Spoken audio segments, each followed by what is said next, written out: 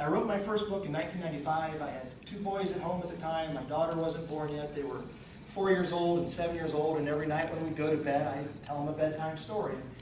As time went on, it kind of turned into these Chase and Quinn stories, we called them. And they would ask every night for a new Chase and Quinn story. And they always kind of followed the same path and maybe had little different characters in them. But I began to think, I think there's a story here. I think there's something I could do with this. So I penned it down on paper. And early in 1996, I made 6 copies of the story. And we weren't doing things electronically then, so you put them in these big envelopes and stamped them. I found 6 publishers of children's books, and I put them in the mail. And I just sat back and thought, now all I really need to do out of those 6 is just wait for these publishers to read it and to be excited about my story and to see their reaction. And maybe not all of them will be thrilled, but eventually somebody's going to have a real dynamic reaction to it. And that was about what it was. I got 6 responses back that were just basically form letters, thanks but no thanks. And so, being a good child and remembering what my mother and father taught me, if at first you don't succeed, try again. So I continued to write, and I tried a lot of different genres. I wrote some more children's stories. Would You Ever Pet a Porcupine? 7 Hills was a book about the life of Christ and the different mountaintops where things happened to him.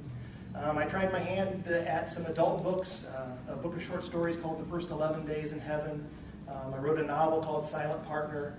I did a chapter book for kids called The Great Space Race. I wrote a book for teens called The Immortals. And I just continually, over the next few years, 5 to 7 years, would stuff an envelope and send it out. And I had a system that every 2 weeks I would try to put one in and send one out, because it took about a month for one to get back. So I always wanted to have something out there so that if one came back with a no, I still had something I could believe in was going to happen. I never wanted to be without something. So I mailed out, in that 5 years, I mailed out 53 submission letters. And the way it worked is you would send a letter. This is who I am and this is my idea. You would send out an outline of the book, how it's going to go, and usually a sample chapter. So you'd get that all together, and you'd have to find a publisher that met. They published the kind of books you wanted to do. And so I just kept doing it month after month after month. And within those 53 submissions, I got 53 rejections. And I actually have them. I have a folder with all 53 rejection letters in it. And I kind of keep this as my badge of honor. Some of them are just, as I say, here's one. It's just basically a postcard. It says, "Thank you for writing to us. I'm afraid your proposal doesn't sound right for the Boyd Mills Press. We appreciate you thinking of us." It's about as curt as it can get. Others spend a little more time. I actually had 2 of the books where the publishers came back and said, "We like your idea, we'd like to see the whole book." So you get real excited, and you print out the whole book, stuff that in an envelope, and mail that out to them. And twice, the publisher sent back the whole book and said, "Do a rewrite. We would like to see something strengthened here. We think this is too dramatic here. We think, so rewrite it."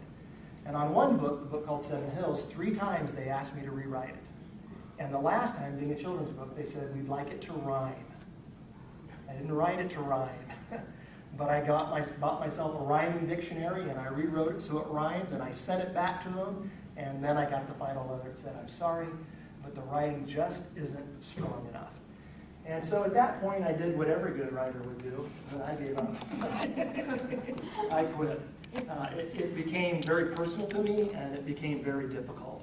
And I just couldn't open another envelope that said, "It's just not good enough."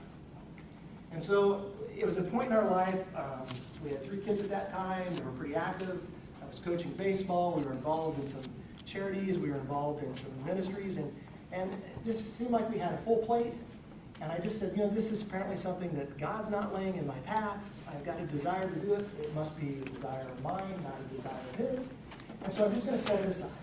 Yeah, I tried. I gave it a good shot. And what else can you do in life? And so I'm just going to set it aside. And that worked for a little while.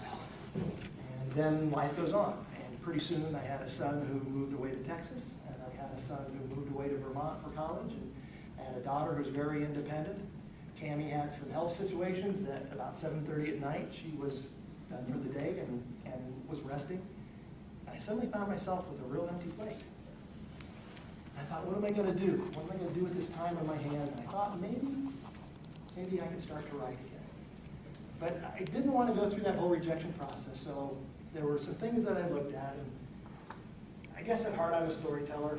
I love a good story, I love a good joke, I love to relay to you things that have happened in my life, or hear you tell me things that have happened in your life. And then I had this 12-year-old daughter at the time who just loves to read.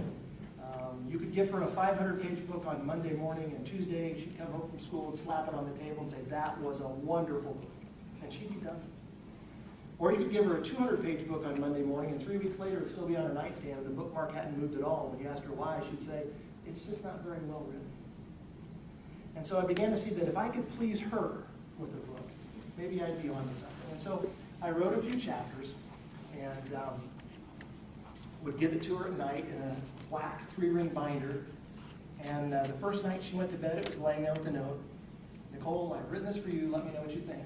She immediately got out of bed because she's her mother's daughter, went downstairs and got a red pen and came back to bed. She was not only going to read me, she was going to edit me at the same time. And I got it back when I went to bed that night. It was laying on my bed. And the note said, "Dad, I think this is great. I want to know what happens next." And so I would feed her just a few chapters at a time. And sometimes I would stop on purpose to see if she had enough interest to ask me, "Hey, Dad, I need another chapter. What's going on? What's happening next?" So after that 15, 16-year process of trying to write a book, this one went fairly quickly. I started writing in March, late February, early March of last year. I was finished with it in the fall.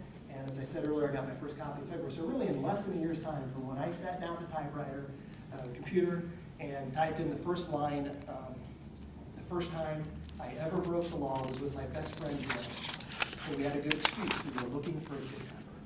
And from that point on, it was about a year later, a little less than a year later, that the book came out. So how long does it take? Depends on your journey. For me, I look at it that it took me about 16 years to write the book.